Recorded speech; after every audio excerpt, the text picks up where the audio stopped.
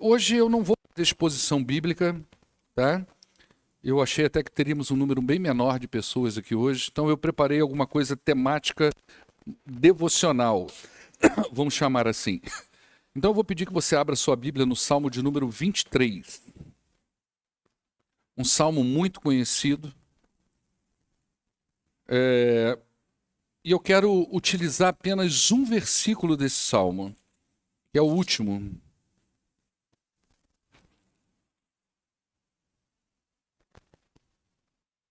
É o verso de número 6 do Salmo 23. Eu, quando decidi falar do Salmo 23, verso 6, eu pensei assim, puxa vida, é tão restrito ler só o verso 6. Salmo 23 é um salmo gostoso. É um salmo que a gente sabe de cabeça, que a gente quer recitar ele todo. Então eu vou ler o salmo todo, mas eu vou utilizar só um versículo, tá ok? Que é o último. Mas para a gente não perder essa beleza dessa poesia, eu acho que o rei Davi estava extremamente inspirado aqui quando ele escreveu esse, não temos dúvida disso, né? Isso que veio a fazer parte da composição musical do povo de Israel, dos hebreus. Diz assim... O Senhor é o meu pastor e de nada terei falta. Em verdes pastos ele me faz repousar e me conduz às águas tranquilas. Ele restaura-me o vigor. Ele guia-me nas veredas da justiça por amor do seu nome. Mesmo quando eu andar por um vale de trevas e de morte, eu não vou temer o perigo algum, pois tu estás comigo e a tua vara e o teu cajado me consolam. Preparas um banquete perante mim à vista dos meus inimigos. Tu me honras, ungindo a minha cabeça com óleo e fazendo transbordar o meu cálice. Agora veja o verso 6, esse é o nosso texto, tá? Eu sei que a bondade e a fidelidade me acompanharão todos os dias da minha vida, e eu voltarei à casa do Senhor enquanto eu viver. Amém? Então veja bem, a primeira pergunta que eu quero te fazer aqui nessa noite é o quanto esse texto tem representação na sua vida. Você acredita mesmo no que está sendo escrito aí, no que está sendo falado aí? Nós crentes batistas, nós afirmamos que a palavra de Deus é a nossa única regra de fé e prática. Nós afirmamos que a palavra de Deus é palavra inspirada, é escritura sagrada, e nós afirmamos que ela é inerrante. Então, quando você olha para uma palavra como essa, a pergunta que salta à mente da gente é: o quanto isso é verdade para mim? De fato, eu acredito que a bondade e a fidelidade de Deus me acompanharão todos os dias da minha vida. Veja bem que todos os dias traz uma ideia de que essa presença gloriosa de Deus, essa graça de Deus, essa bondade de Deus, ela não vai falhar na minha vida. Não tem um momento, ainda que eu interprete esse momento como um momento em que eu acho que Deus não está agindo. Não é? O texto vai dizer para mim, não tem isso, é todos os dias. Eu me lembro de um rapaz, um crente, até esses dias ele comunicou comigo, ele hoje mora em outra, eu conheci numa cidade, hoje ele mora em outra, muitos anos atrás, e ele um dia me procurou e disse assim: pastor, eu estou com um problema que está me incomodando muito, é que eu não sinto mais a presença de Deus. Eu me lembro exatamente desse dia que eu sentei com ele, olhei nos olhos dele e disse para ele assim: olha, você não pode acreditar no que você sente. A Bíblia diz que enganoso é o coração. Você precisa crer, você precisa acreditar, sem a menor sombra de dúvida, que Deus é e que Deus está, independente se você está sentindo a presença dele ou não, independente se as circunstâncias que você está vivendo naquele momento da vida te levam, contribuem você a chegar à conclusão de que a bondade de Deus, que a fidelidade de Deus não está acompanhando a sua vida. Não está andando com você, não está perseguindo você, não está caminhando junto com você todos os dias da sua vida.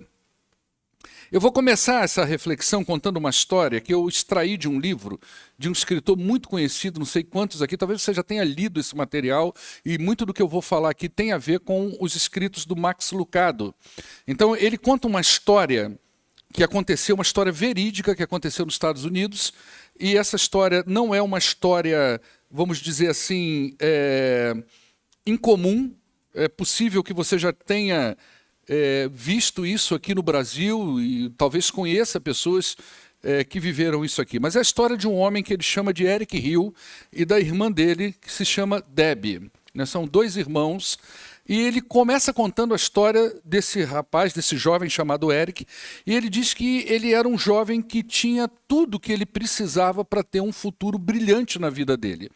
Então, era um recém-formado na universidade, era um cara bem afeiçoado, era simpático, ele chega a dizer que o rapaz tinha um bom sorriso, era uma pessoa amada e notada por familiares e por amigos, já havia recebido alguns contatos de algumas empresas depois que ele tinha terminado a universidade.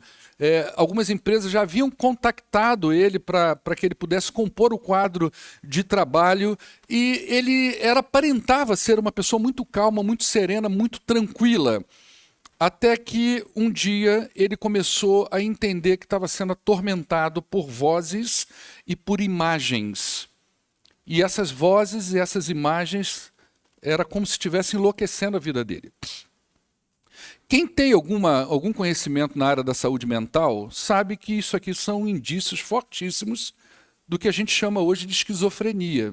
Não é? Eu mesmo conheci um rapaz que viveu exatamente isso que esse Eric viveu.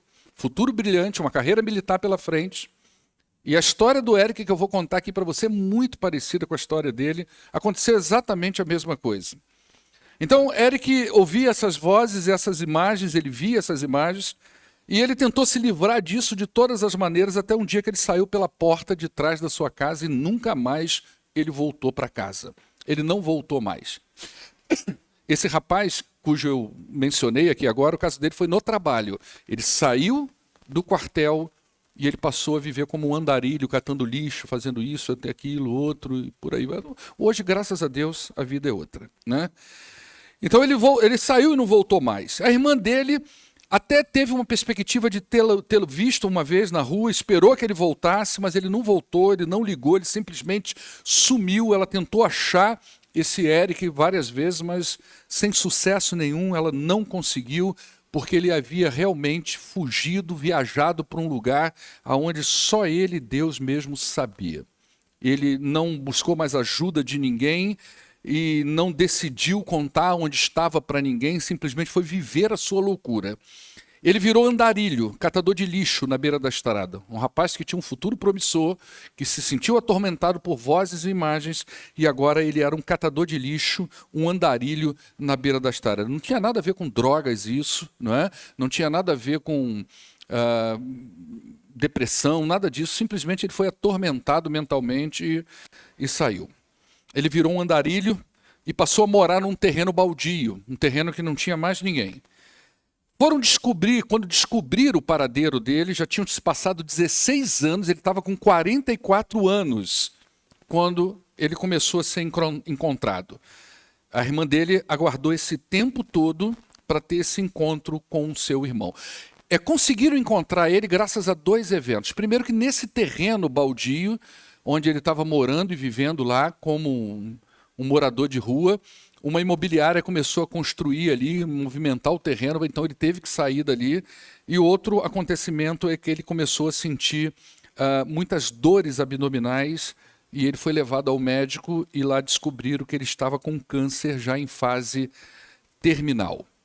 Conseguiram encontrar a irmã dele, localizaram ela, mandaram aí um telefonema para ela, e ela imediatamente ficou muito feliz com o reencontro com esse irmão. Ela se mudou da cidade onde ela estava, foi para lá, se organizou com o marido, com família e tudo mais, se hospedou num hotel e ela foi atrás do irmão. Quando ela chegou no hospital, descobriu que ele teve uma leve melhora e tinha tido alta.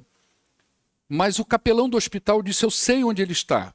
E apontou para ela, era um prédio abandonado, e ele estava lá encostado, sem rumo, sem saber para onde ir. E ela então chegou e tentou se identificar para o seu irmão, mas ele não reconhecia ela. Foi um encontro como se fosse um encontro de estranhos.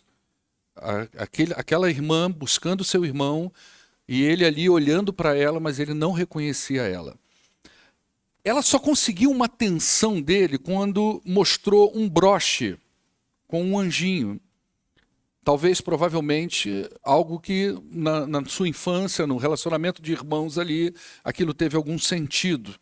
E naquele momento, depois de 16 anos, o texto diz que a irmã conseguiu novamente tocar o seu irmão e ter um ponto de contato. Ela pretendia ficar lá apenas uma semana no lugar onde o irmão dela estava, mas ela ficou tão envolvida com aquilo que ela começou a ficar mais tempo. O marido voltou para casa e ela ficou sozinha ali para reencontrar o seu irmão. Ela estava tentando interagir com ele, mas não era uma coisa fácil. Ele não conseguia reconhecer a irmã. Então, normalmente, quando ela se aventurava a fazer contato com ele, ele ficava muito furioso, ele ficava inquieto, ele perguntava: quem é essa mulher que fica aqui me incomodando? Ele não aceitava o alimento que ela queria dar para ele, o único desejo dele era sempre voltar a catar lixo e viver na beira da estrada. E essa irmã nunca desistia de buscar o seu irmão. Ela percebeu que o irmão não compreendia a situação e aí ela foi ficando mais tempo e mais tempo ali com aquele irmão. Certo domingo, a irmã, a Deb, foi a uma igreja e contou essa história para um pastor da igreja. O pastor fez uma pergunta para ela: o que te impede de desistir do teu irmão? Por que você continua lutando pelo seu irmão? Porque uma mãe pelo um filho é uma coisa, irmãos entre irmãos às vezes nem sempre, não é? E ela disse que é porque ele é meu irmão, simplesmente por isso. Se você pegar essa história, não é? E agora você vai entender o que ela tem a ver com esse texto, porque é muito parecida com uma outra história de alguém também que deixou a sua casa, que deixou o seu lugar de conforto, para buscar alguém que, de certa forma, tem um grau, entre aspas, de parentesco, porque não deixa de ser irmão. A Bíblia diz que Jesus, ele é o primogênito dentre muitos irmãos. E ele sai da sua glória e ele vai para um lugar onde não tem nada a ver com a realidade santa e gloriosa dele. E o objetivo de Jesus Cristo é justamente buscar esse coração e essa pessoa desorientada e perdida. E o que é interessante aqui é que quando Jesus chega até nós, quando ele está junto da gente, quando ele vem até a humanidade para buscar o coração perdido, nós reagimos com as mesmas limitações desse jovem chamado Eric. A gente não entende quem ele é, a Bíblia diz que rejeitaram ele, que não reconheciam ele.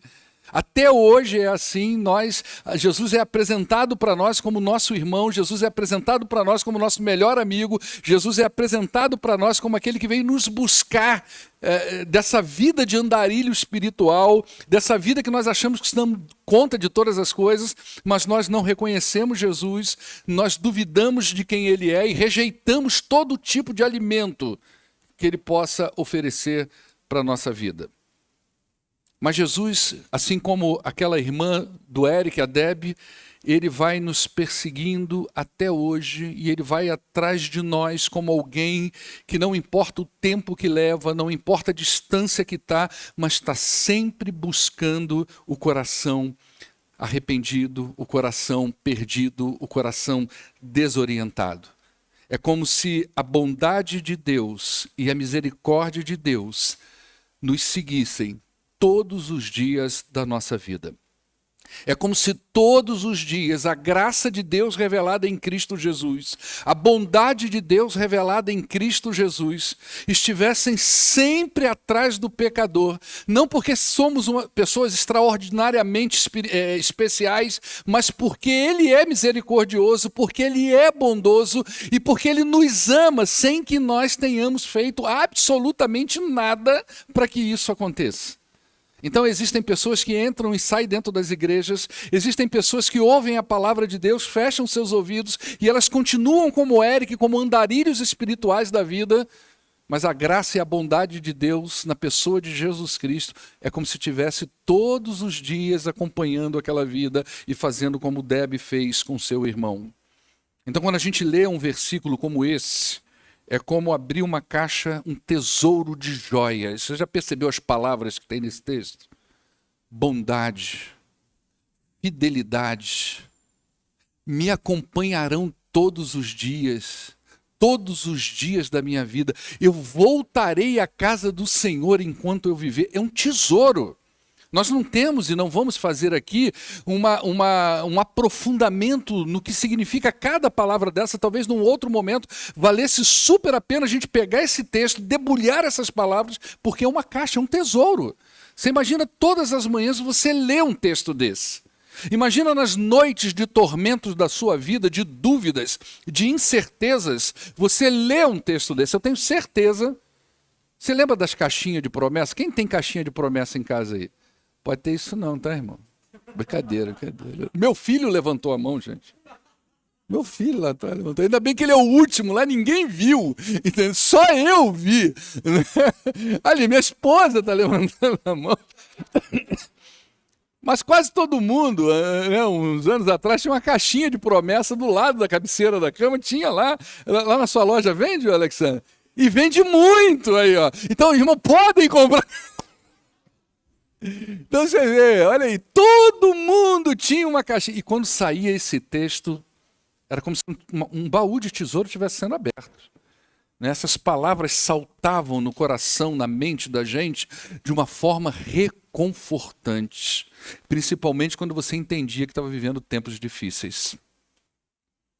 Então essas palavras são fundamentais. Tudo isso é um conjunto de palavras capazes de tirar toda a dúvida e incerteza que pode haver no nosso coração em relação à presença de Deus na vida da gente. A presença de Deus no sentido da graça e da misericórdia em Cristo Jesus para salvar o pecador. Você vê aí que a primeira palavra do texto é eu sei. Em algumas traduções mais antigas, que eu acho que tem mais a ver com o original, é certamente. Né? Davi não disse talvez a bondade e a misericórdia me seguirão, ou possivelmente a bondade e a misericórdia me seguirão, mas ele diz, eu tenho certeza disso, eu não tenho um pressentimento de que Deus está me acompanhando, de que a bondade de Deus está batendo na minha porta, mesmo que eu seja um homem de coração duro, uma mulher de coração duro, um jovem de coração duro que entra e saio na igreja, mas o coração, o ouvido espiritual está sempre fechado. Ele não está dizendo, eu tenho um pressentimento que de vez em quando, não, pelo contrário, ele está dizendo, eu tenho certeza de que a bondade de Deus, ela está ali, batendo na porta do meu coração, que a graça de Deus está ali, batendo na porta do meu coração, e ela vai me seguir todos os dias.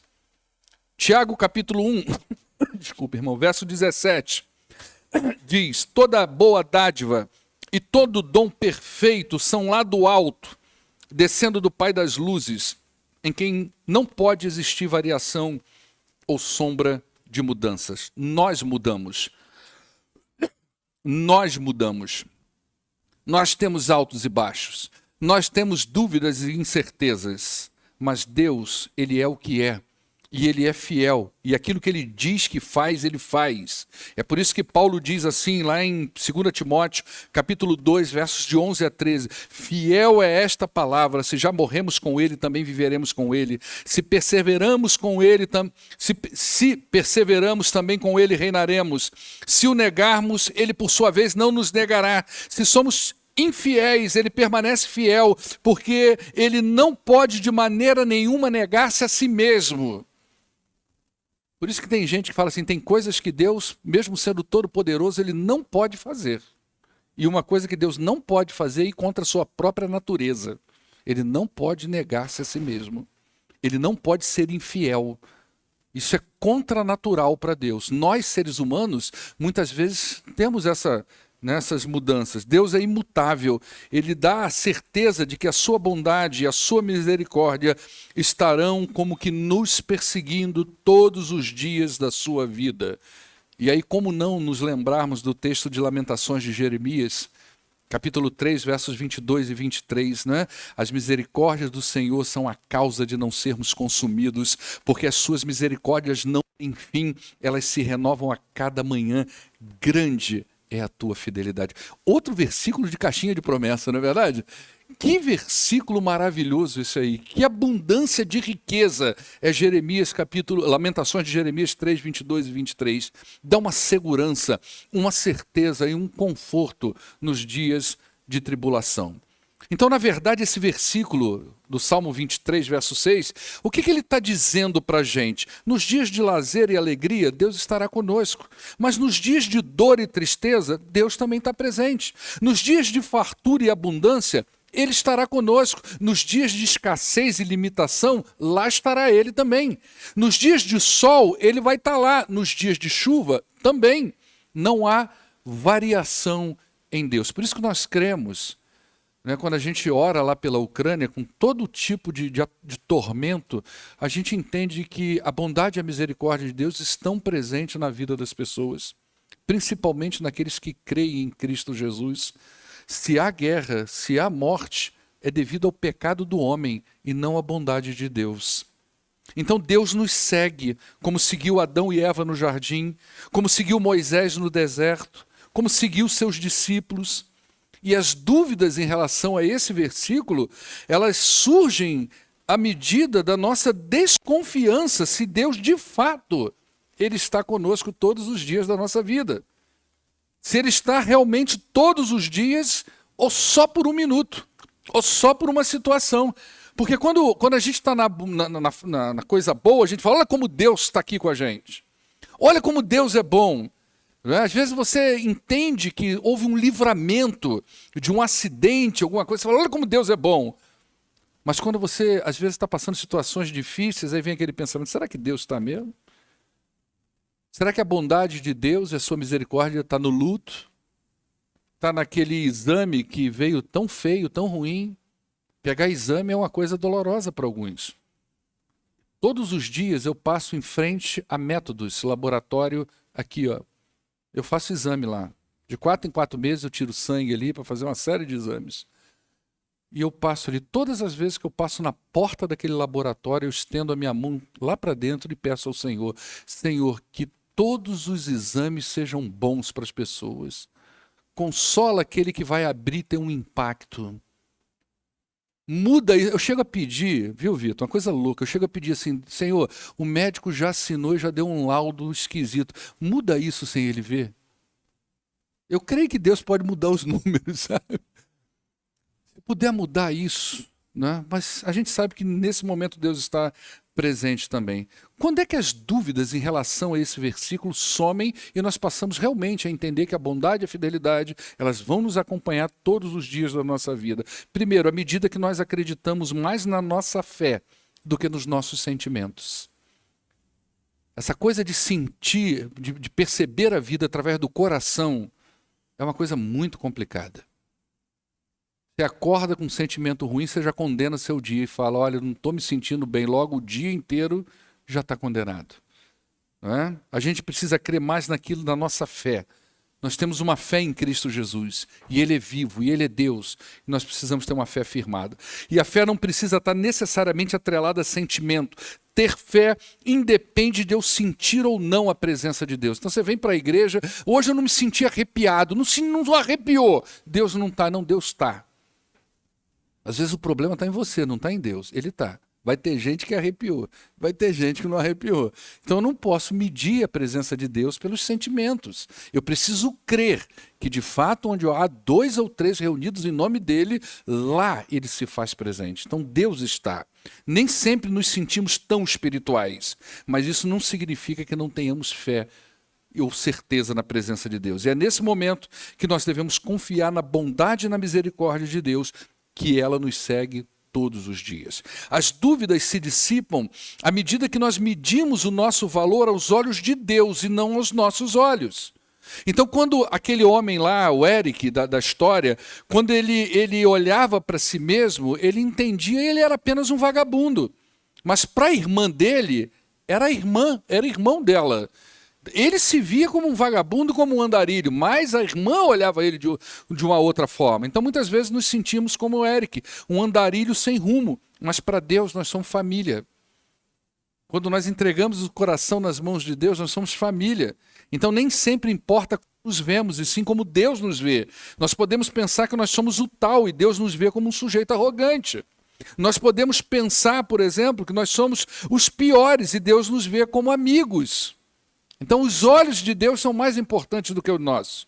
Jesus disse aos seus discípulos, lá em João capítulo 15, verso 15, eu já não vos chamo de servos, porque o servo ele não sabe o que faz o seu Senhor, mas eu tenho-vos chamado amigos, porque tudo quanto eu ouvi do meu Pai, eu tenho dado a conhecer a vocês. Olha como Jesus olhava aqueles 12 homens, e olha o que era interessante, nem a sociedade dava crédito a esses homens.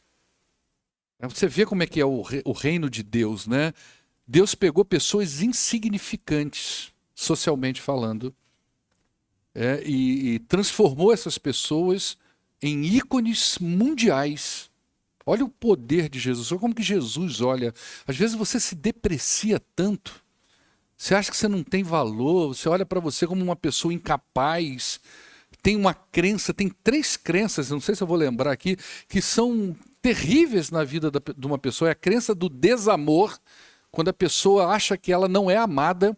Você pode falar 100 vezes por essa pessoa que você ama ela, mas se a 100ª você não falar nada, é essa 100ª que ela vai pegar para ela.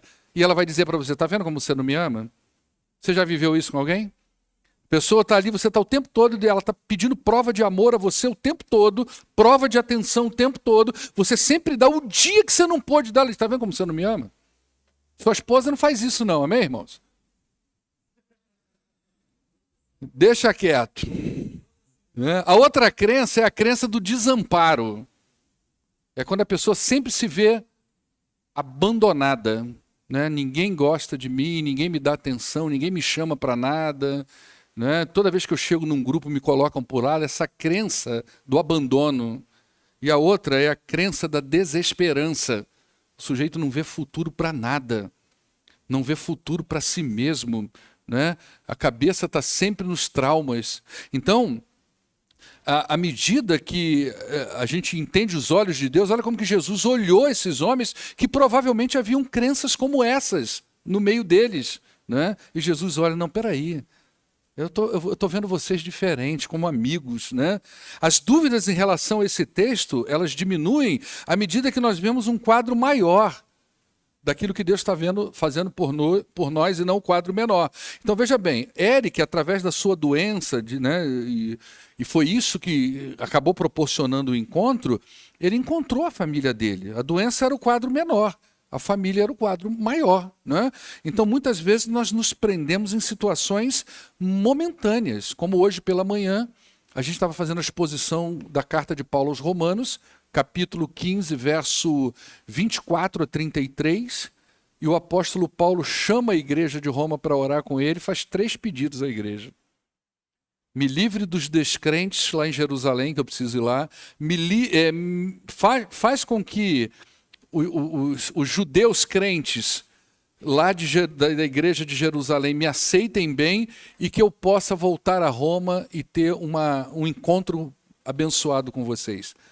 Esse é o quadro menor. Nenhuma dessas 3 orações foram atendidas. Ou então a igreja não orou. Como minha esposa hoje falou para mim. Então a igreja não orou. Mas nenhuma dessas 3 orações foram atendidas. Que frustração para o apóstolo Paulo. Chamou uma igreja para orar com ele, colocou 3 causas e nenhuma foi atendida. Mas desse não atendimento dessas 3 orações, surgiram 4 epístolas do Novo Testamento, ou seja, 1/3 das 13 cartas que Paulo escreveu saiu dessas 3 orações não atendidas. Às vezes a gente precisa orar o quadro maior. A gente foca muito nas coisas pequenas da vida da gente.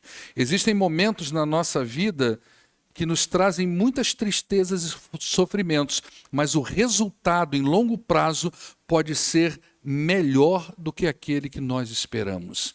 E aí nós nos lembramos, estamos chegando para o final agora, do Salmo 30, verso 5, que é o outro texto da caixinha de promessa. Não sei se você já tirou esse, Porque não passa de um momento a sua ira. O seu favor dura a vida inteira. Ao anoitecer, pode vir o choro, mas a alegria vem pela manhã. Vamos falar no texto antigo, né?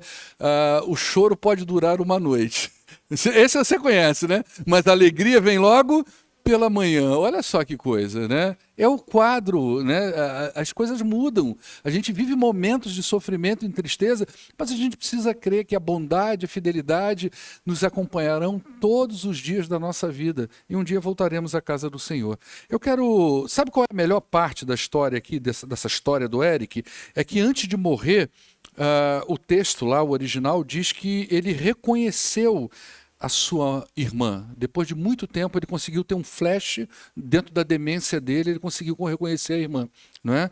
E ele descobriu que ele tinha um lar, uma família, ele não era um andarilho. Como é que a gente conclui isso, né? A primeira coisa que eu quero dizer para você é o seguinte: não duvida da presença de Deus. Ele está com você todos os dias dessa sua nada mole vida. Deus está lá. A gente precisa acreditar mais em Deus do que no que nós sentimos.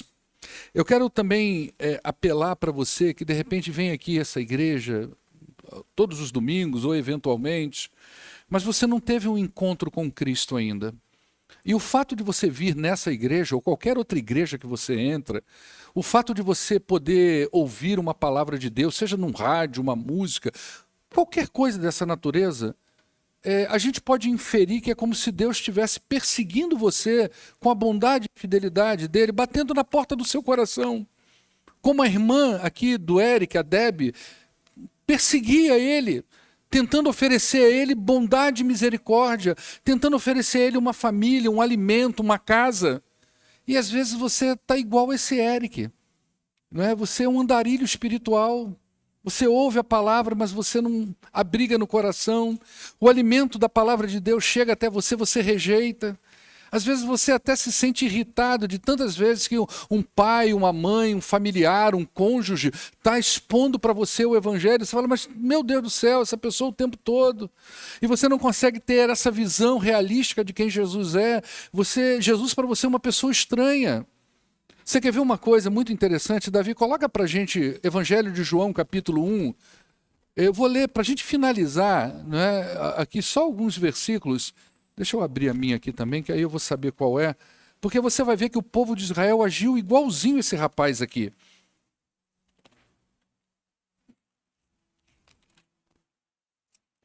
Olha só. O verso 1 diz que no princípio era aquele que é a palavra, ele estava com Deus, era Deus, ele estava com Deus no princípio. É uma referência a Jesus. Todas as coisas foram feitas por intermédio dele. Sem ele, nada do que existe teria sido feito. Uma referência a Jesus. Nele estava a vida, e essa era a luz dos homens. A luz brilha nas trevas, mas as trevas não a derrotaram. Uma referência a Jesus. Depois, no verso 6, é uma referência a João Batista. Verso 7, uma referência a João Batista. Verso 8, uma referência a João Batista. Verso 9, uma referência a Jesus. Estava chegando ao mundo a verdadeira luz que ilumina todos os homens. Uma referência a Jesus. Verso 10, outra referência a Jesus. Aquele que é a palavra estava no mundo, o mundo foi feito por intermédio dele. Agora olha a última parte do verso 10. Mas o mundo não o reconheceu. Como o Eric não reconheceu a irmã dele. Olha o verso 11. Ele veio para o que era seu, mas os seus não receberam, como o Eric não recebeu a sua irmã. Então eu quero chamar a sua atenção para isso. A bondade e a misericórdia de Deus está sempre batendo na porta do seu coração. Então não freie isso, não feche a sua mente, seu coração, seus olhos e os seus ouvidos, como aquele homem que tinha um futuro promissor. Né? Ele ficou completamente atormentado pela doença, ao ponto de não reconhecer mais a sua própria irmã. Buscai ao Senhor enquanto você pode achar, porque virão dias que talvez você não reconheça mais, não tenha mais condições mentais para buscar ao Senhor. Amém? Vamos adorar ao nosso Deus. Vamos